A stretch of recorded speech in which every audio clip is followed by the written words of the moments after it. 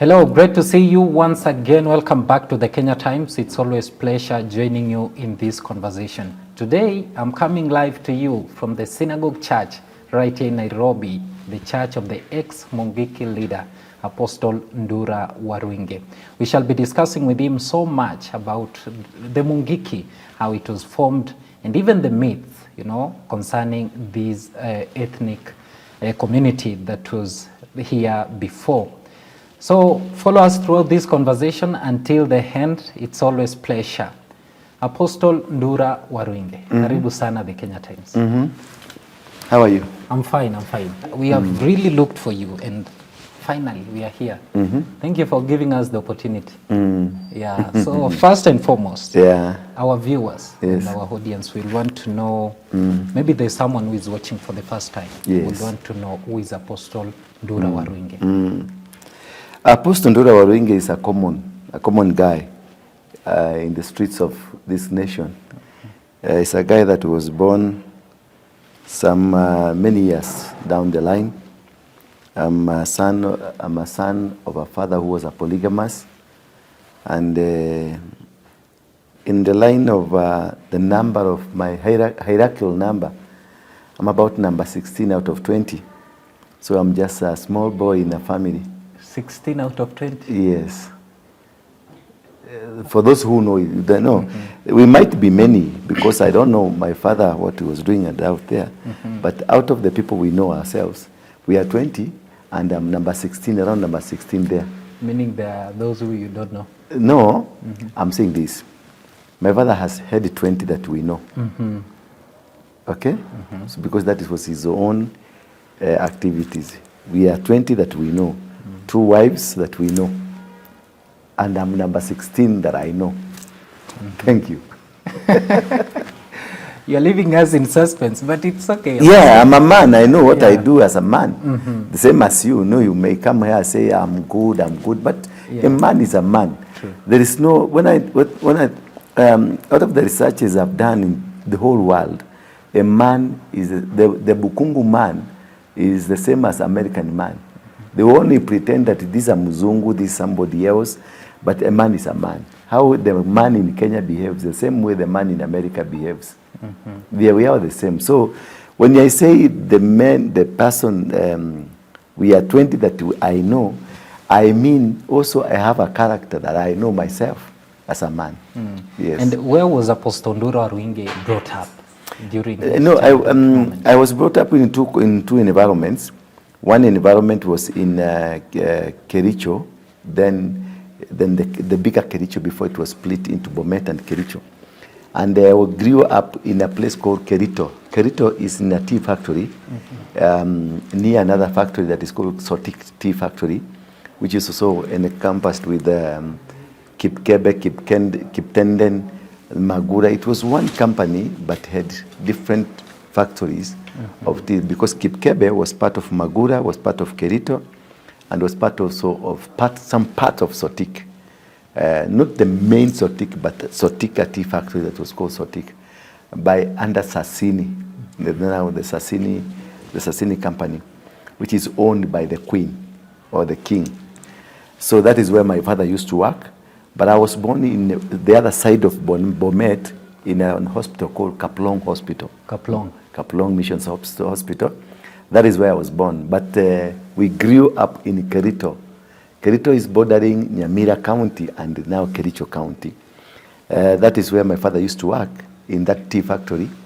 And that is where the school that we went. It's called Kerito Primary School. That's where I went for my primary school. Then from there I went to Kadinotunga High School for a few months. Then I moved from Kadinotunga to another school, Kabianga. From Kabianga for a few months again. I went to Taranganya for a few months again. Then I went to Moro Secondary School. That is where I finished. What happened? Few months, because I don't know whether maybe you will say it's indiscipline or maybe something, but I'm that character that wants to bring change immediately. In an environment I've gone. In a setup. So in all those schools I went, the first term of my entry, I will initiate a change or I initiate a move that will be looked as if I'm subordinating, it's a strike, something like that. And I don't know what used to happen to me, because I'll get in the school and within 1 month, I'm known in the school and they are listening to me and I'm identifying problems in that schools. Then they will come and say, no, we need this, we need, don't need Githeri, we need Ugari, don't need Sukuma Wiki, we need this, and then there will be a strike. I will be chased away from that school. I'll go to another school, the same. Until now, I went to a day school. That is where I finished my secondary school. From there, I joined the World of Kenya, but later joined the university, and later life became life. Life became life. Now, we want now to talk about the Mungiki. We know you as the Mungiki leader. And most of our audience wanted to know more about the Mungiki community. Yeah. How do you define? No, Mungiki was not founded from the position that you know it today.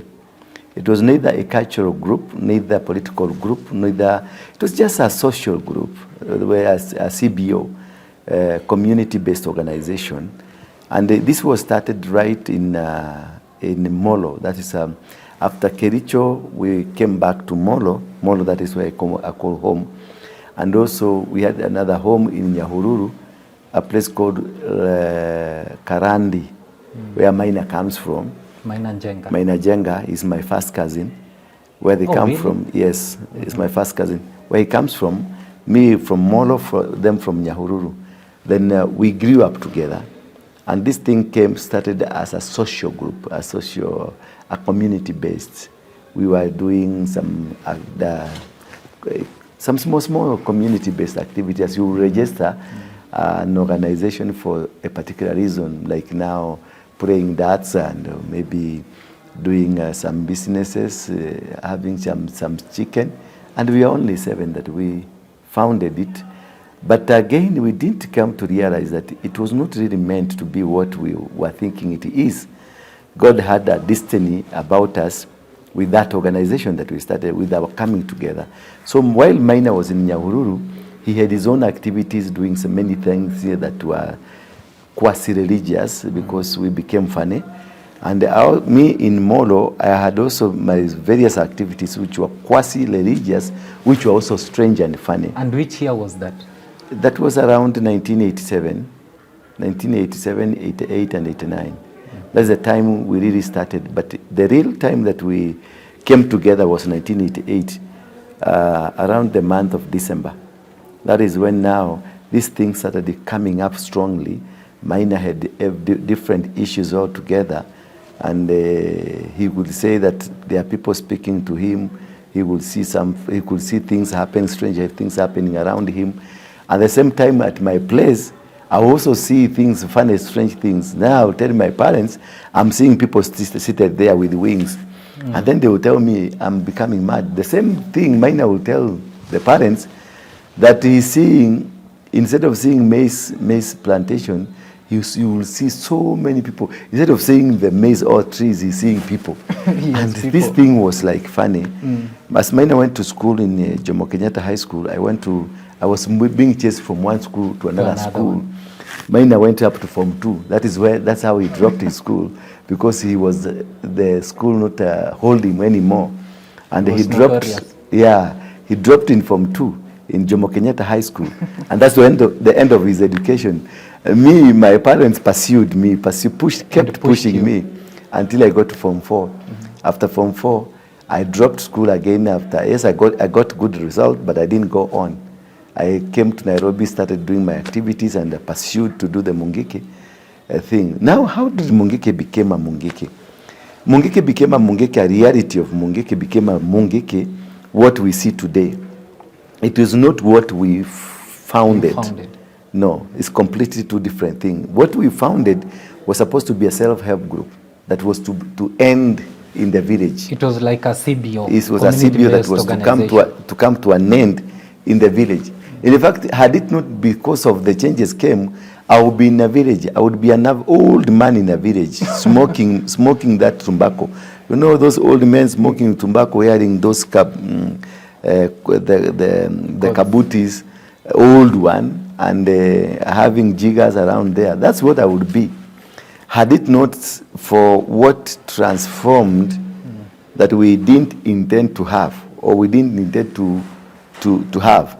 Because once we had the CBO, the self-help group, we initiated a project. We used to play darts. So through the CBO, we bought a darts board, and now we would go pay for the playing, pay 5 shillings. Do you remember I don't know whether you found the 7-cornered coin?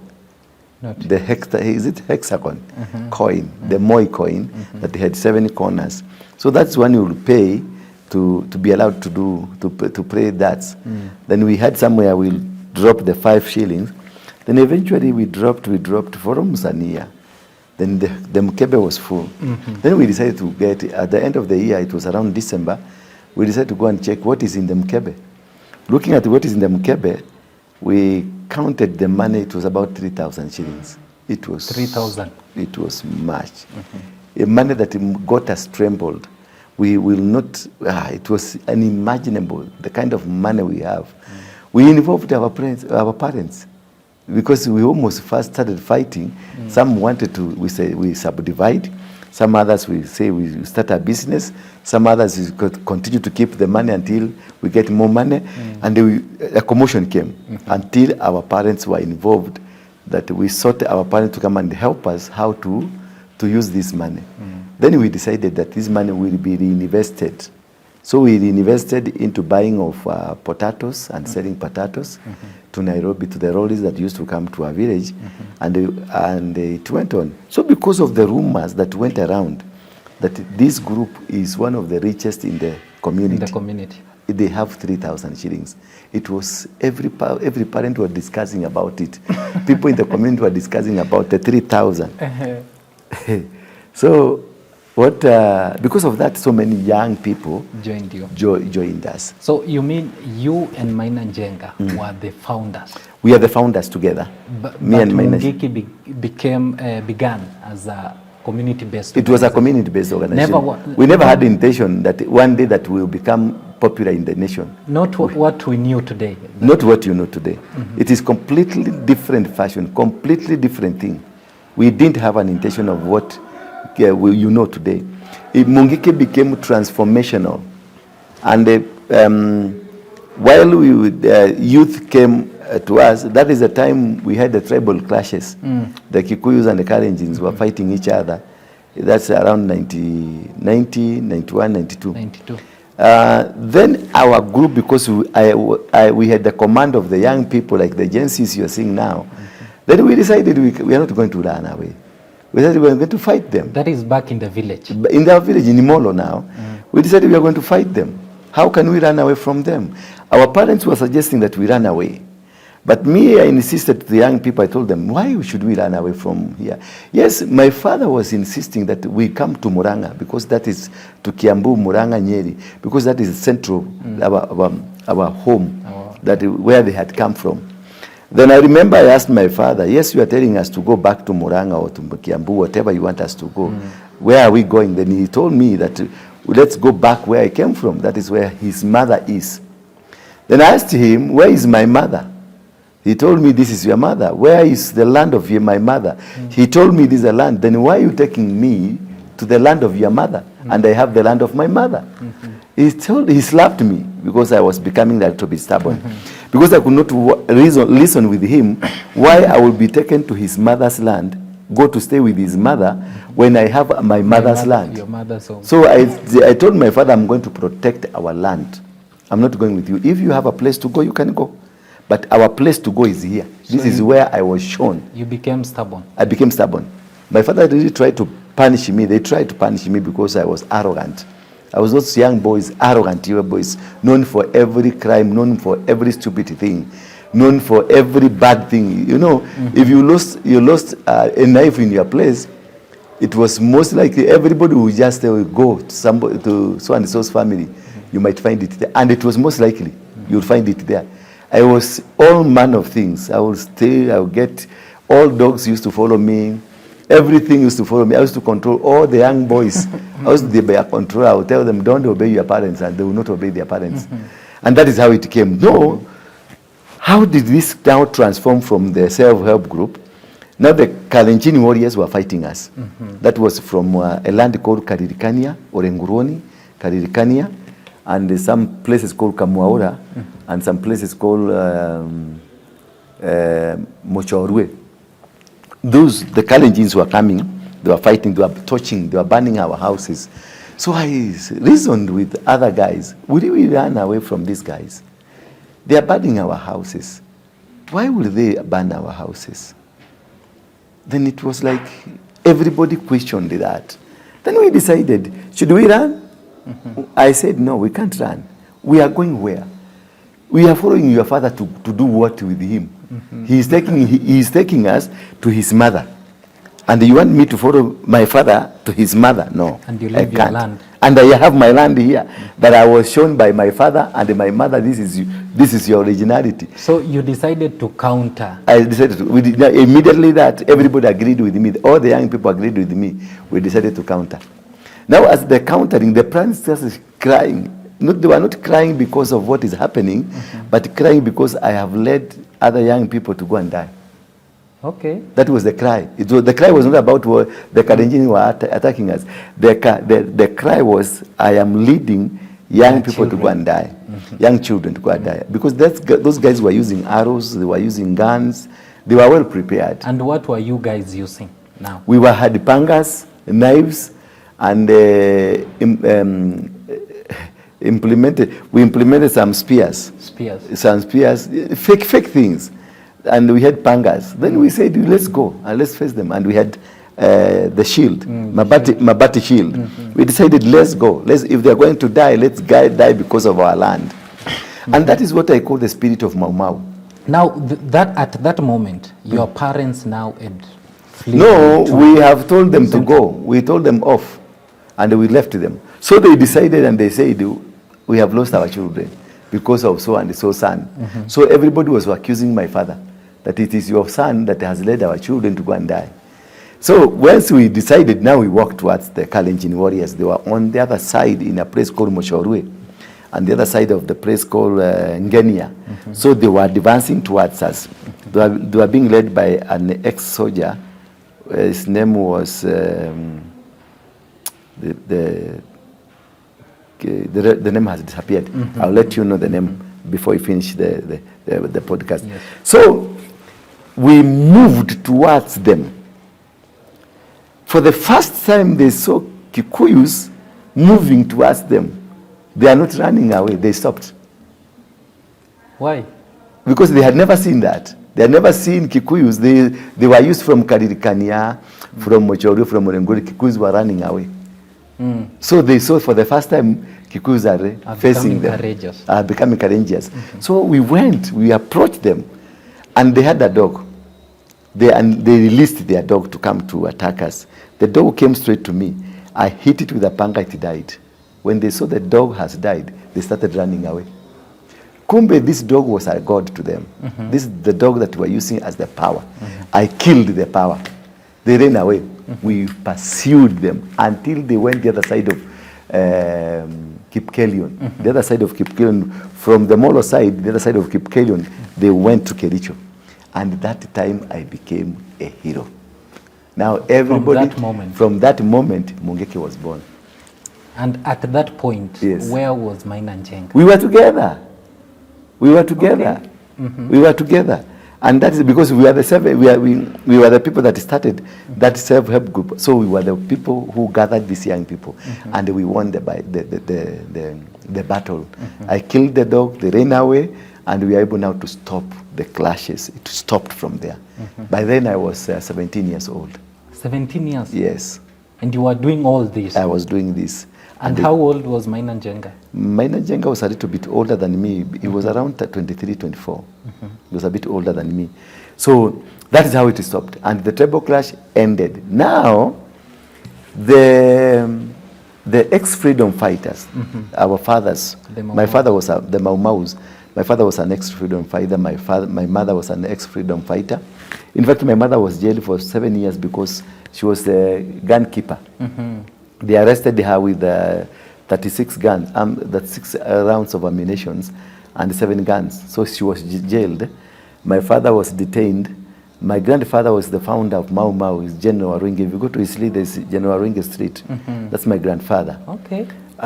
So these people who are Mau Mau, they sat down and said, finally, God has given us, graced us with a youth that can defend their community.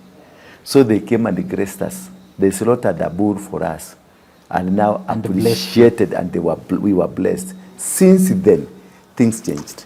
That was the first sacrificial, that's the first sacrifice that was given upon our life, and that which changed us from the way we were thinking. That's why normally I tell people, a sacrifice, whatever it is, don't joke with it. It can change your mind. And how then, Apostle, did now Mungiki started to grow even to now after that to central after province? that the elders, some elders from Kadirikania, led by an old man called Kishoyan, and the ex-freedom fighters. We had them from Kadirikania farm, Mochorwe farm, Kamwaura farm, Kiambereria farm, and the Mona farm. Then we had another group in Njoro that's called the place called Ndefo. Ndefo is Nakuru district ex-freedom fighters. They came together and said, now let us nurture our children. So once they said, let us nurture our children, now elders were selected to take us to all parts of the country and go announce, we have warriors. Okay. So that is how we were taken to Muranga, we were taken to Embu, me, Maina, Waidaka, and some other groups were taken to Muranga, Embu, Nyeri, all over where we had ex-freedom fighters. And we met those elders. They blessed us. They slaughtered goats for us. They oathed us. And now they protected us and gave us oaths and sacrifices. And from then we started now getting new friends in Muranga, new friends in Kerugoya, new friends in Meru, new friends in Embu, new friends in Nyeri. All over we got new friends.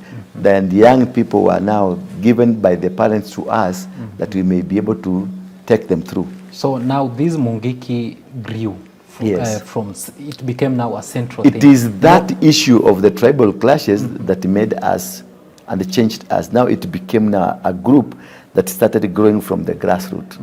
And now the elders taught us on how to give people oaths.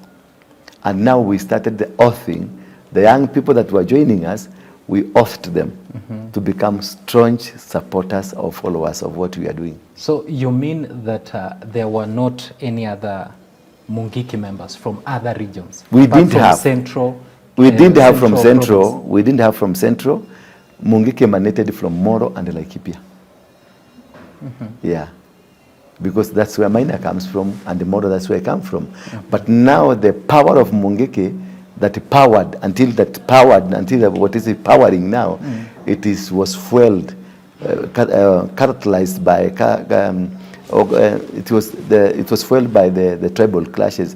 That is what made us to become what we are, or what we are known of. Now we became a militant and a violent organization, oathed to do defense on behalf of the community of the Gikuyu, Embu, and Meru. And what was the response of the government, especially the security agencies? The response of the government by then, they never took us seriously. And by then, the country was so polarized. We had now huge division between the Kikuyus and the Kalenjins. At the same time, we had the Kikuyus and the Kalenjins that were in the government. Just as you're seeing this now, Gachagua and the Ruto, that what is happening, that is what happened. Because Kikuyus were fighting Moi, and the Kalenjins were defending Moi. So what happened from then, the Kalenjin police and the Kalenjin security officers backed their youth. The Kikuyus and the other tribes, they backed their youth. So that is how we became. Then after that, because of the rapid growth, that is the time we started hearing of the Kisii, Chingororo, Amachuma. That's the time we had them. Then from there we had Kayabombos, we had the Sungusungu from the Western Kenya, we had the Maasai warriors. So many groups started coming up because of the Mungiki that was now rapidly growing and being supported by politicians. When now we became that, all politicians identified that now at last we have a group that can protect us. And you know, Kikuyus only respond to a problem, to a challenge. And they will become so furious and bad towards that challenge. And that's why I normally caution our President Ruto, don't push Kikuyus to have a king. Don't push Kikuyus to have a king. That's what I normally tell them, because Kikuyus don't have a king. A king is born in the Kikuyu land because of a challenge. Okay. We don't have, Kikuyus don't have kings. It is a situation that creates a king. In terms of their need. In terms, it's a need-based king. Like now, Gachagua is a hero for everybody. Not like Luos, we have Raila forever. Not like Kambas, we have Kalonzo forever. Not like the Luyas, they have Musalia Mudavadi forever. No. Kikuyus, they have a need-based king. And if you push them, they will rally around one person. They will support him, they will fund him, they will give him everything, and they will push him until the need is solved. Just because of the need. Because of that need. Once the need is through, that's the end of that king. So I was really questioning Ruto, don't form a king in the Kikuyu. If you try to form a king in Kikuyu, he will destroy you. Because Kikuyus have the muscles to do anything and the capacity to push for any single agenda. As long as they know you've touched their interest, they will fight you. And this is what has made Gachagua to become Gachagua. And that is what made Mungiki to become Mungiki. Because we came to solve the need, and then I became the king of them. I became the warrior of them. We had kings like Matiba, we have kings like Kibaki, we had Msee kama Jenga Karume, they were the kings then. But we were the warriors who fought for the freedom. So we were the one who were in the ground. Every Kikuyu funded us. I was funded by... Even the politicians? All the politicians, all the pastors, everybody, witches and everybody, they funded us. Nobody was not funding me. I was given money center left, right. I got my first million when I was 17 years old. My first million. 1 million? 1 million, my first 1 million. Years. I became a millionaire when I was 17 years old. Are you getting me? By the time I was 22, I had several millions in my account. Why? Courtesy of being a solution to the problem in a community. Yeah. And at that particular moment now, at that particular time, that now the Mungiki was growing and it was becoming a big thing. Yes. You were now you are the leader now. I was the political leader, political segment leader, and mine was the spiritual leader.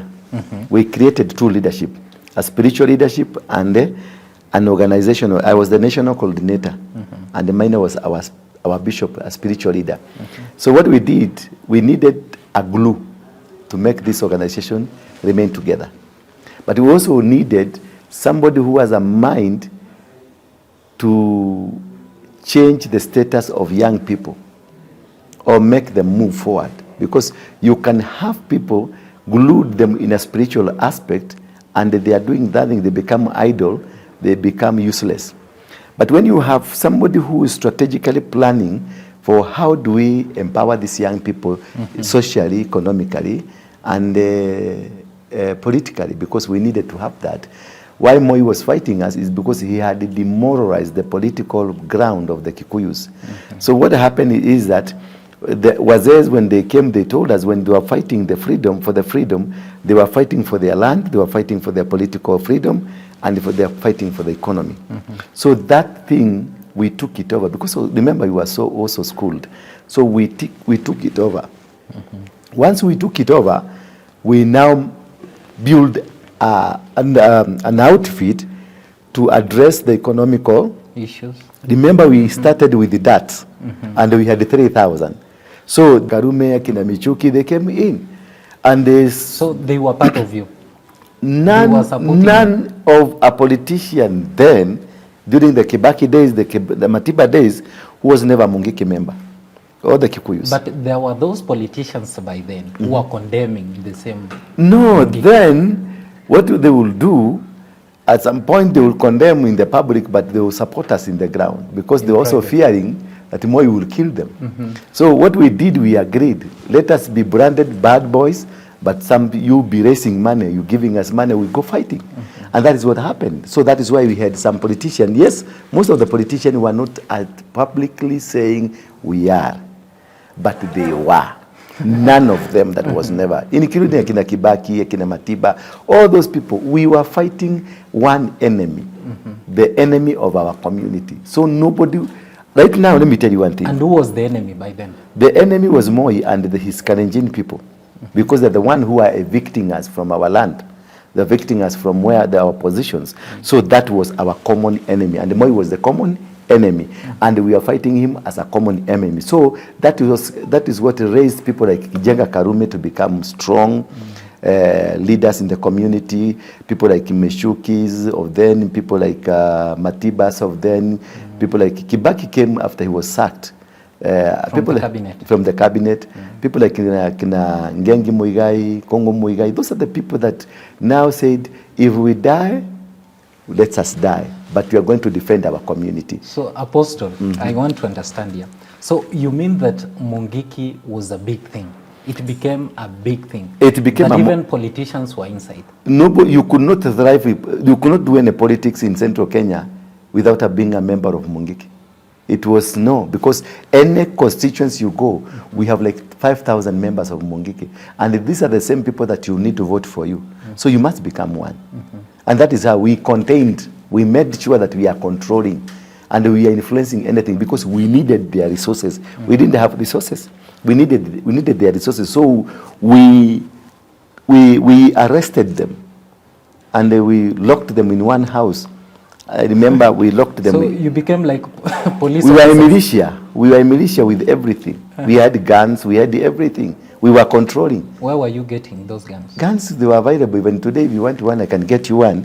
But then they were locally available because from Isli, we had so many guns those days. Now, security operations have been tightened and everything is like, okay. And we don't have those many guns that you used to have. But those days, to have a gun was you needed only 10,000, you go hire a gun. And once you hire one gun can give you 20 guns. Because when you have one gun, you can get money to buy more. Or you can even go get somebody. No, the issue of a gun is that the gun that comes out first rules.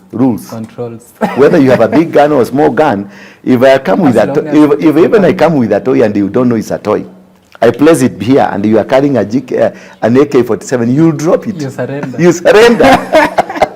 Now, Apostle, this conversation is getting interesting. Yes. Now, we want to Now Mungiki became like another government. It was it was a government. Because the way you're explaining to me right here, yes, it became like a government setup, yes, of its own. Yeah. And you as the leader, now it means that you are becoming rebellious against the government itself. Yes. So what are some of the challenges you are facing? The challenges, initially when we defeated the Kalenjins, from there, the tribal clashes ended. But now we resolved, we are going to continue with this process. The Mungiki now became a Mungiki movement. Now when it became a Mungiki movement, we dealt with the three things. What, why, and when. What, why, and when. Now what? Why are we poor, the young people? And how can we solve the nature of the poverty allowances? Because then Moi had destroyed every economical fabric in Mount Kenya. The coffee was destroyed, tea sector was destroyed, milk sector was destroyed, everything was destroyed. What they were doing, the people in the government of Moi then, it is to make sure that Akikuyu has been diminished economically. So with the elders then, we resolved to say we need to have a setup that will bring back our economy. And how do we do it? By empowering our young people now to have an economical structure that will raise them up again. So we regain the economical powerhouse, because Kikuyus were the one that had an economical muscle to be able to do anything. Our elders, Kinajenga Karume, Michuki, they were rich. But the young people here, they were not rich. They were very poor. They were vulnerable. Some of them had resorted to become thieves, others resorted to become whatever they became, as long as they can get some few coins for them to eat. So we decided to harmonize these young people and they become economically viable. So we sought the permission of our elders, the Mau Mau elders and the political class elders, people like Kijaga Karume, and we sat down with them and we gave them the blueprint. This is what we want to do. Because the outfit was becoming bigger and bigger and uncontrollable. So what we decided now, how do we control these young people? Because the more they are becoming together, the more they are becoming criminals. Because they are 10. They were not 10 yesterday, and today they are 10. And they don't have anything to eat. They will use their muscle to go and steal. So me, as the strategic planner of the organization, I decided now, we sat down with some other group, some other members, we sat down and see what can we be able to do to empower our young people to be economically empowered so that we can be able to control them. Because the more we leave them idle, the more they are becoming so dangerous to us. Because the 10 minutes we have had in Isili, a bank has been broken into and it's Mungiki members. A few minutes later, you hear in Kariobangi people have been killed. A few minutes later, you hear something is happening. So we decided, how do we bring these people together?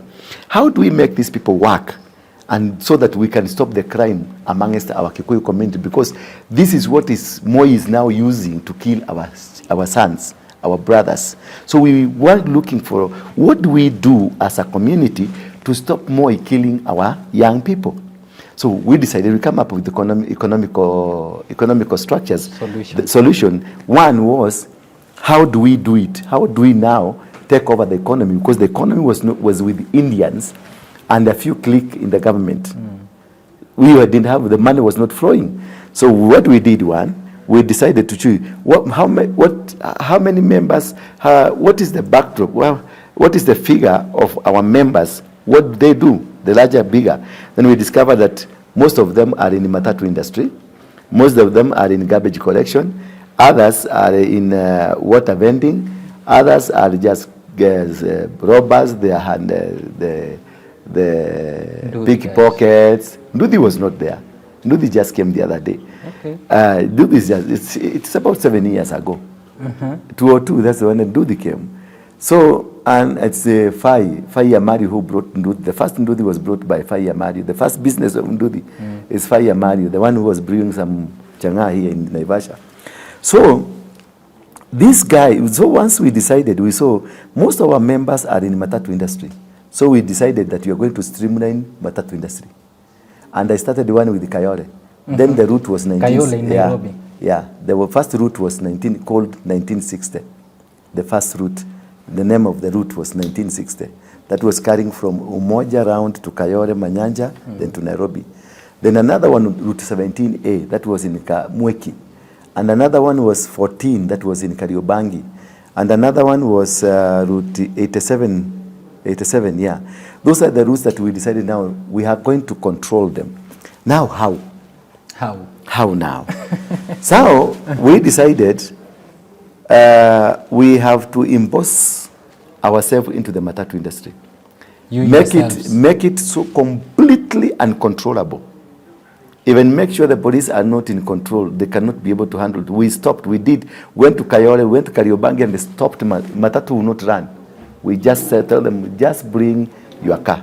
And was the government then realizing this strategy? No, let me finish this one. We are getting there. So I made some mafia-like strategic plan. We scared all the owners of the matatus. They ran away. Now I took the matatus personally. I got a driver for your matatu, a conductor for your matatu, and a tout for your matatu. And if you make some noises, we will send our goons to your house, just to warn you, tell you. Not to warn you, to warn you. No, just to warn you. We never harmed. Just warn them. And they will tell them, never dare we hear your voice over the matatu. Then, how much is your matatu making? That's not the question. Don't dare again. Tell us how much is your matatu making. My matatu is making 10,000 per day. Then give us your account number. You will be receiving your money in your account number. don't come near Dandora. Don't come near Kayole. We will kill you. Yeah? So we threatened them all. They left their cars, they went. But we became also very honest. Every time you said your car is 10,000, you'll be getting your 10,000 every day at 3 p.m. Go to the account, you find your money there. Why do you want to do this? We want to control this matatu. I want to employ this young Mungiki member to become a driver. And also a conductor. And a conductor and a tout. The one who calls people to get into the matatu. Number 3, this car will have mechanical problem. So we wanted to have, we created a garage in Dandora.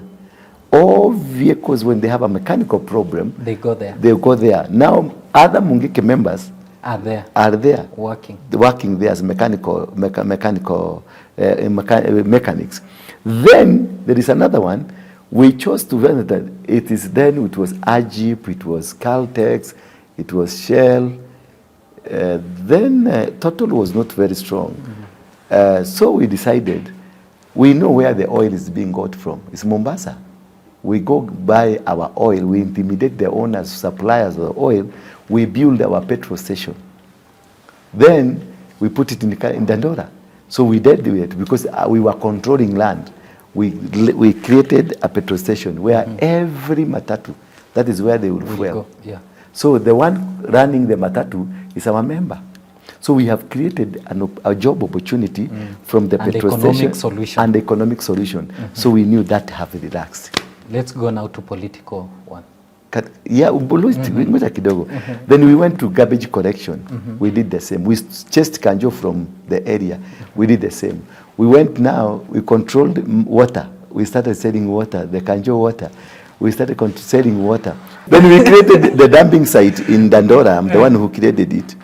And every vehicle will give 200 shillings for dumping. Do you go there nowadays? It's my yes, I go. I'm from here. After this, I'm going to Dandora. I'm going to meet some of them. So that was one part. Then we subdivided the lands that was idle. We sold to the people. Now that was one part. Now I made sure that Mungiki is economically strong. Nobody, we will not go to beg for money. We will not go asking for any person to help you go and they go hard money. A daily correction of because once you are empowered, every day you are supposed to remit 50 bob, and we had about 800,000 members, and they would remit 50 bob daily. We used to collect about 5 million to between 5 and 10 million per day, and that's the money that you use now to do more economical ventures across the nation. Then we came to town, we chased all the Wahindis who are owning, because one Muhindi was owning a building like this one alone. When we have 50 young people who need to use the same room to do their business. So we came and chased them from Moi Avenue, from Tomboya, River Road, we chased them all. We took those houses. That is how the stalls business started. So one house where I chased a Muhindi, I put in 300 people. When was this operation taking place? Which year? Between 1999 to 2004. That's the time that we really became so vicious.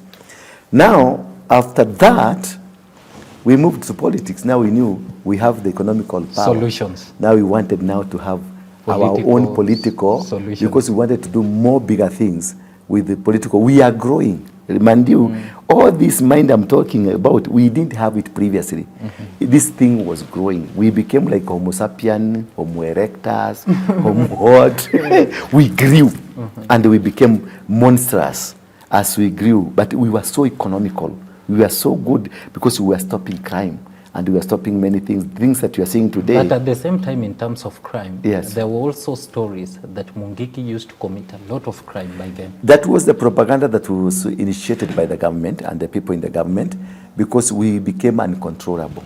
And everybody, the NSIs were not able to give reports what we are doing, how did we make it to be there, because first of all, they ignored Mungiki. They were warned, but they ignored.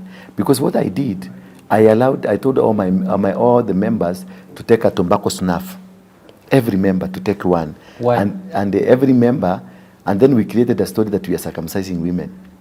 It was just a temporal, it's a diversionary question. This tobacco, everybody will dismiss you and say, "Uto ni tumutu twa kuvuta tobacco." So they dismissed us as we planned. So I created two things: the circumcision of women, which was not there, but we went somewhere in Kariobangi and said we are going to circumcise all women. So the government concentrated on the circumcision, and the government concentrated on tobacco sniffing. They didn't know the economical venture that we are doing. They only came to realize when you are now stable. You are stable. Now you are now looking, we were working towards how do we remove Moi from power. So you guys were ahead. We were ahead of them by far. When they tried to come here and realize something, you are far. They were fighting something that existed last year. We were about 3 years ahead of the government. But the tobacco one, is it true that Mungiki members were supposed to sniff tobacco? That was, I made it compulsory to everybody to sniff a tobacco, not to smoke marijuana, not smoke a cigarette, because I wanted that notion of a dismissal notion. Okay. That I was creating a diversionary thing. As you are fighting this crowd, we are doing something else. And we achieved. So you are the one giving instruction. I was the boss. I was the national coordinator. I had a structure of a government. I was the national coordinator. We had provincial coordinator, district coordinator, division coordinator, subdivision coordinator to the local chief down there. We had a structure. Number one, we had our own security team. So we had our own police and we had our own intelligence systems. We had our own prison systems. We had our own judges. We had a judge in the Dora Easterland. We had our own courts. So it was a whole structural system that was effective and working well. Yes. Let's now go to political solution. Yes. Now you came away from economical issues. Now when we came, we decided that the people that will go to parliament must be members of Mungiki. And that is where we started, like people like Mwenje of then. We had Akina Waititos, all the members, go and Google, the members of parliament from the Kikuyu land during the Kibaki days, all of them, none was never a Mungiki member. We made them to become members of Mungiki and we made them to become members of parliament because we needed a team that we can be able to control. And then they will champion the interest of the community. Yes. And every day, were you recruiting new members? Every single, what were the requirements? Because of this economical empowerment and economical solution, parents brought their children to me. They would even pay me 20,000 to allow your son to become a member. They never feared? No, we were so good. We were so good. We were so good. People loved us. People worked with us until 2006. That is when we had this crime. Because now the government, through some structures of the government, they chose to, because all these members, the members of parliament were members of Mungiki, and they wanted to come out of us because they have grown wings. So they initiated a program, how do we demonize these guys? And kill them. Yeah, so through the NSIs, through the police, special forces, the Kwekwe, that was Eagle Squad, Buruburu Squad, they initiated, they out of them, they brought in members of the police squad who became members of Mungiki. And these are the people now who started killing people. And they will go Karibangi, slaughter people. Then it will be said it's Mungiki. They will go and arrest women and say these Mungiki members and arrest these women. And that's and because we didn't have a system to counter, the media was being bought by everybody. The government was with the media, Nation, then it was Nation, it was Standard, KTN, only those pages. And they were all pro-government because the government was using them to systemize the war against us. Then we faced the challenges. We had no way. I remember one day, there is a journalist who came to me. The one was behind the headline of a newspaper in Standard. This guy used to pretend to be my very good friend. Then he did a story about me, the Mungiki government. Then a black page with the Mungiki government, the Mungiki dreaded government. So that one bold headline. This one was to provoke Kenyans to feel unsafe with Mungiki, then agitate for a crackdown. And that's the time now the crackdown started. And from then, the first crackdown, I was arrested. Once I was arrested, then taken to prison, Machakos. When was that, 2006? Not 2006, earlier, 2002, 2003. 2002, 2003 there. That's the first time the first crackdown started.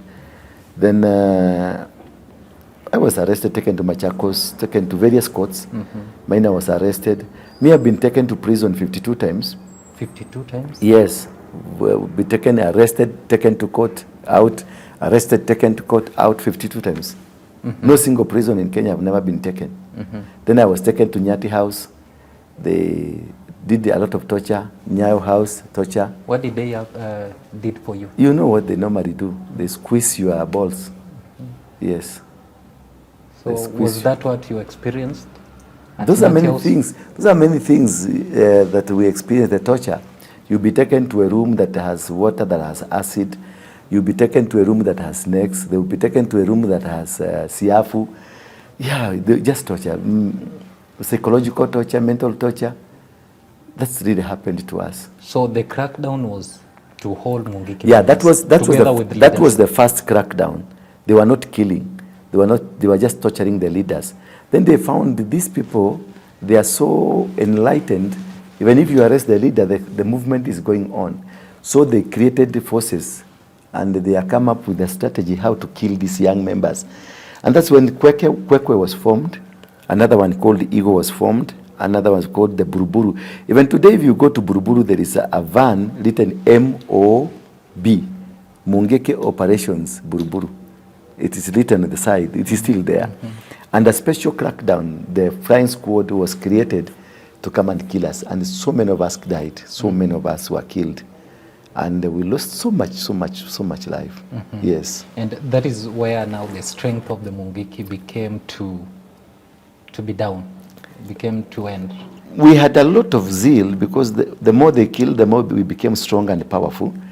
But at least we were weakened because more time I was in prison, Maina was in prison, our members were being killed, so the economical part of it was disorganized because they had a three-pronged approach: arresting the leader, killing the members, then destroying the economical ventures. Yeah. And how would you, maybe as the leader, was that now the last moments of the Mungiki? No, Mungiki is a spirit, and this is what they never understood. Because how we started the Mungiki, it was not something that was on paper, something that was organized, no. It is because of our situation. And this situation was because of the community. Meaning the same situation that Mau had, that Muzungu came and they destroyed the economical infrastructure of the Kikuyus, the same spirit got into their young children that we were the young children. So this spirit reincarnated through us. And we went pushing forward. That is how we pushed during the days of Matiba. We pushed for multi-party elections, and we got the elections. Again, after some times, we had the Uhurus, the Rutos, who became the presidents, and now we have the Gen Zs. If you look at the characterization of the entire system, you see these things is one. It is a spirit. It is a so it doesn't die. A spirit will not. You can kill a human, you can kill a body, but you can't kill a spirit. That is why the same spirit now is with the Gen Zs, and the Gen Zs are doing exactly what we were doing. They were pushing for the economical ventures. They were pushing for the political outfit, social fabric. That's what they are pushing. And that's exactly what we were doing. It's only that we were a bit tribal. The Gen Z are not tribal. That's the difference. Mungiki and the Mau Mau were a bit tribal, but the current now, what is happening now is not tribal, it's a generation. Yeah. And what really made you now to surrender and say... I never surrendered. What I did, I saw now my time has come to an end. When was that? That's around 2007, 2006 to 2007, around there. Because already we were looking for a government led by a Kikuyu. That was the agenda of Mungiki. And the Kibaki became the president in 2002. 2 or 4, yeah, not 2. 202. 202. So for me, I saw if we were looking for a Kikuyu king, and already we have, why can't I join now the government and work from inside? That is what we did. We dissolved and got into the government to work from inside. But you left now Maina Njenga. Maina refused to go with me. Me, I chose to go this side because I saw we will be misleading our people. And that is the time now the Kikuyu and members of parliament resolved to fight us because Maina has refused. They came, they persuaded us, they asked now because we have a government, why have Mungiki then? Just come, you get employment, bring your members, they get employment, and we structuralize everything that you are doing informally, we make it formal. But Maina refused. Me, I agreed. And you joined? My team, the people who followed me, they are now good. We started doing good things. They were employed They were employed, until some of them are in government, some of them are doing business, others are well up. But the minor group was killed, was really killed by Mishuki. And they died, a lot of them. That is why Kwekwe was formed, and they killed them. And the Eagle Squad, Flying Squad, all the squads were formed. And they killed so many. You remember the time when Michoki ordered some guys to be killed in Muranga? And about 100 were killed. Together, all of them were killed. We have never even seen the bodies of those people. Because the Mishukis and everybody was supporting them. Even the Kikuyus who used to support us previously said, no, these guys, we were looking for the government, we have it. Why are you fighting it? Why are you fighting? Yes. Yeah, now the salvation journey, now you reformed from Mungiki. When I left Mungiki, I found that I cannot be able to stay in the vacuum. I need a spiritual kind of outfit where I can stay. So I got saved. Once I got saved, then I started a process of knowing Christianity. Knowing Christianity is going to school. When were you saved? 2007. Then from there, I just started a journey of understanding who is this Christ. And understanding who is Christ, it led me to a college. And I did my, not theology, I did the religious studies.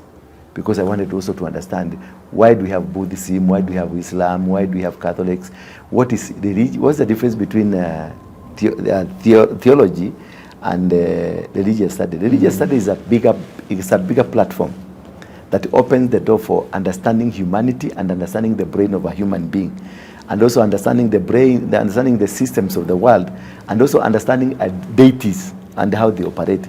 But when you go to theology, you only understand Christianity. And you only understand Jesus Christ. And that's the end of you. As you see, Christians are more fake than the Muslims or than any other religious organization. Christians, more especially the Protestants, are more fake. They don't have a vision. They don't have a direction. They are just there saying, tunaenda biguni. But if you ask them, why do you think all Muslims will be consumed in an internal fire and you be saved? Why would you think that God will kill all Indians, all Chinese, and everybody where ndio utaenda binguni? Why would God be so unfair to humanity that he can kill everybody for your sake? That one, when you do religious study, it gives you an answer to understand that God is universal. God is omnipresent, omnipotent, omniscient. Yeah. So when you have such a God, you are able to do things. You have a proper understanding. That is why the reason we have people like Mother Teresa who are Catholics but loved by Muslims. That is where you have the former president of India was Gandhi. No. Not sure of the name. Mahatma Gandhi, who is loved by everybody, but he was a Buddhist. That's why you have people like Martin Luther King who spoke to the souls of the people, not the souls of Christians.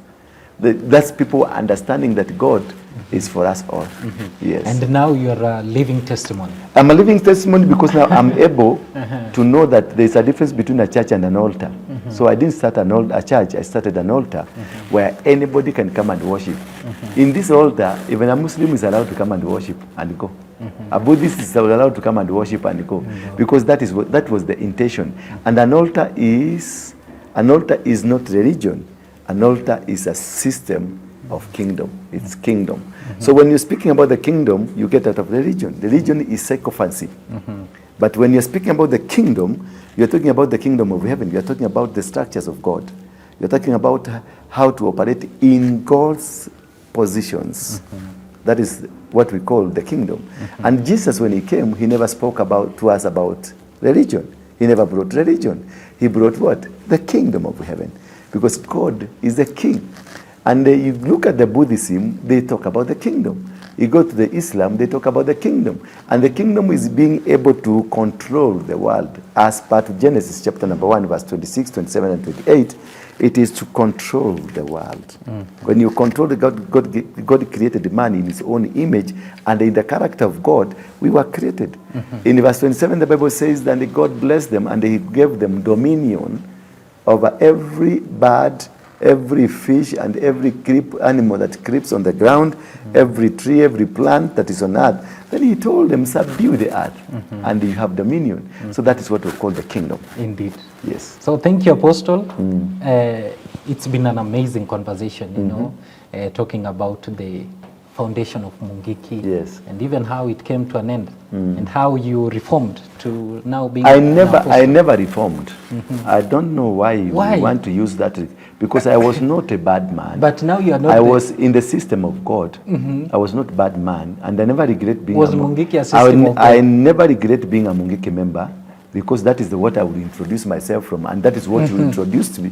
Say that's a former Mungiki leader, because that was my background. That was what makes me to be here. Had it not for Mungiki, I'll not be where I am. Had it not for Mungiki, you could not have come for my testimony. You came for my testimony not because I'm a Christian, because you left a lot of Christians. You yourself, you are a Christian and we never gave you a testimony, but you chose to come and look for a Mungiki who can give you a testimony. I am a former Mungiki leader, a founder for that matter, and I'm proud of that. Number two, I'm even much more proud to be a Christian. To be a Christian. Thank you. Oh, thank you. Looking forward to have you again, once again, in another conversation on various topics. At your pleasure. You're welcome. You can come, we can discuss more. Indeed. We didn't talk. No, we were just about to talk, but time has gone. We'll find time. Find time, we talk. Yeah, thank you, Apostle Ndura Waruinge. Yeah. May God bless you. Thank you, God bless you. So that is where we conclude our conversation together with the ex-Mungiki leader, Apostle Ndura Waruinge. See you in the next interview. I've been your host, Nixon Njau.